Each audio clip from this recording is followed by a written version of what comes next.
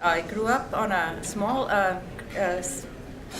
plot farm in Germany, in Bavaria. We had a mixed farm with dairy and grain and the whole works. And my husband actually comes from a farm in England, a dairy farm. And we met here in Canada, and we really liked it, and we started grain farming in Canada. The BC grain producers basically got started up in the mid 80s to enhance the viability of the grain production in the BCPs.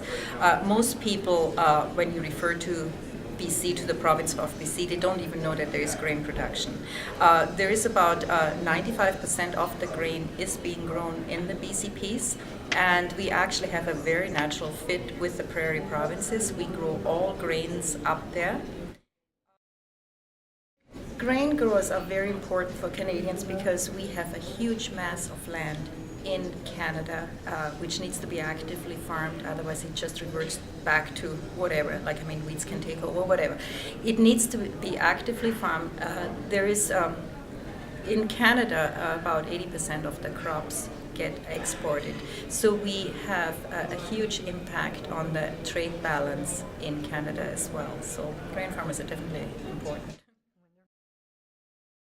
We historically would grow, the wheat, barley, and oats, which was very suitable for our area, but it wasn't the hugest returns on those. So in our farming career, we have basically adopted new varieties. Canola is a huge part of our farm now.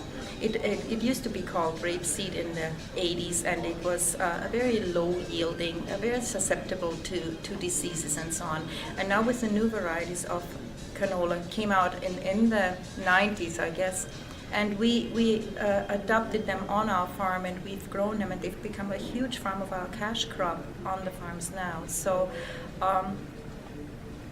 that has made a tremendous impact on the bottom line of our farm.